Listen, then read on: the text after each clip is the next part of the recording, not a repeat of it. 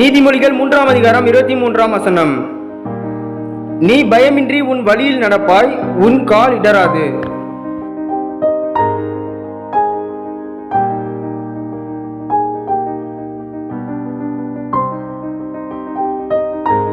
Proverbs chapter 3 verse 23. Then you will go on your way in safety and your foot will not stumble. Amen.